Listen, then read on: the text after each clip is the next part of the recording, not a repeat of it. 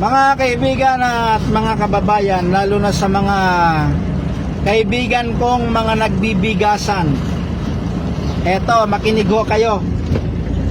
Meron hong isang nagngangalang Erica Joyce Manalo na nagpapakilalang empleyada ng Mutya o ng Coco Pandan.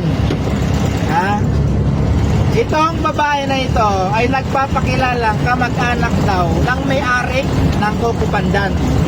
So kanina ay galing ho ako sa opisina ng Mutya at nakausap ko mismo yung kanilang empleyada o pinagkakatiwalang empleyada na wala ho silang kilala na Erica Joyce Manalo. Kaya wag ho kayong magpapapaniwala kung merong nagpapakilalang Erica Joyce Manalo na taga Mutya o Coco Pandan at nakikipagtransaksyon sa inyo.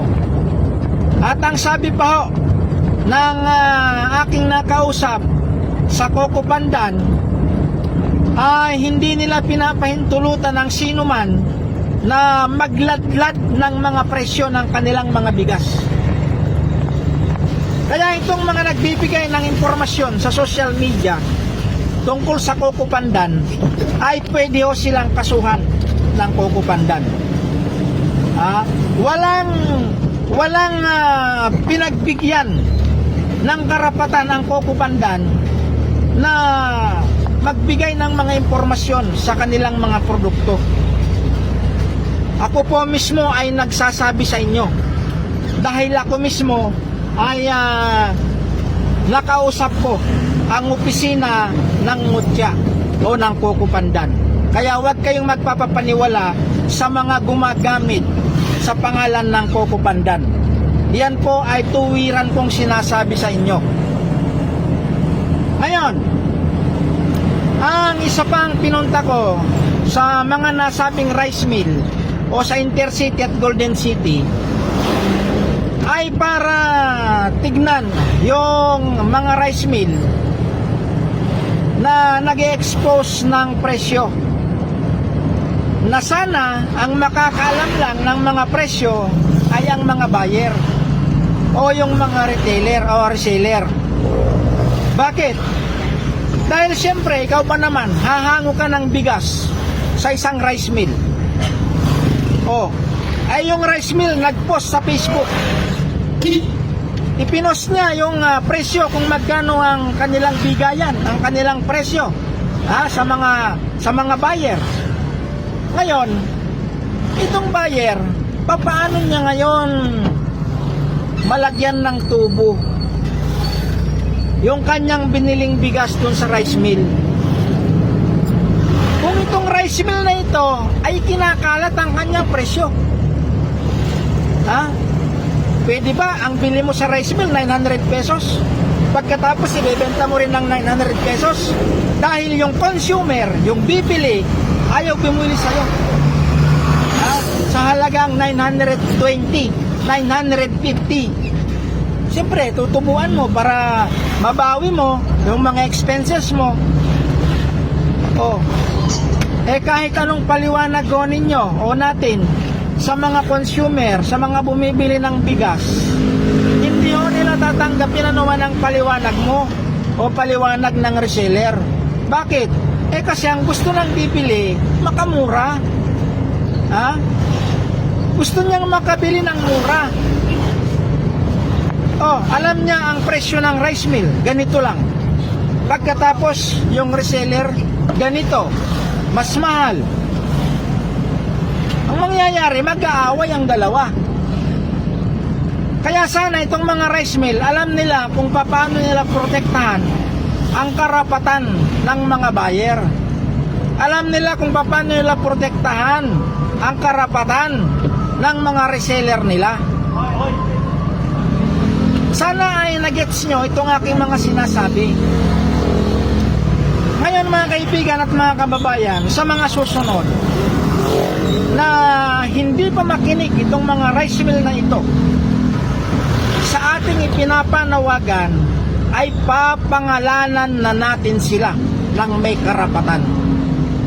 Papangalanan na natin sila para itong mga kababayan natin na bumibili ng bigas ay hindi na sila tangkilikin. Para itong mga kababayan natin na bumibili ng bigas ay hindi na bibili sa kanila at maghahanap na lang sila ng mas mura kesa dito sa mga nagbablog. Yan o ang ating advokasya ngayon. Ito ang ating bakahin ngayon. Kapag itong mga rice mill na mga nagbablog ay hindi pa magbago, ay may kalalagayan ho kayo. Ang sinasabi ho natin na wag na nilang i-vlog yung kanilang mga presyo. Pwede naman nilang sabihin sa kanilang mga vlog, sa kanilang mga post, kami na mga isang rice mill dito ay murang aming paninda, punta kayo rito, subukan ninyo para malaman ninyo ang aming presyo. Dapat ganun lang. Hindi yung ipapakita ninyo yung inyong mga presyo. Dahil social media ho yan. Marami yung makakakita dyan. Hindi lang mga buyer ninyo, kundi mga consumer na rin. Kaya hon, umaangal itong mga kababayan natin na mga buyer.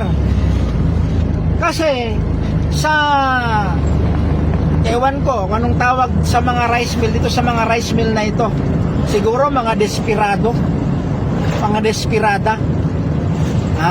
Rice mill na kayo eh. Bakit pa nyo ipakita yung mga presyo na dapat ang makakaalam lang ay mga buyer ninyo? Diba? Hango si Pedro, si Juan sa'yo sa halagang 800 pesos na bigas. Pagkatapos ipopost mo 800 pesos din. Paano patutubo si Petra? Paano niya mabawi yung kanyang expenses, yung gas niya, yung diesel, yung mga taon niya?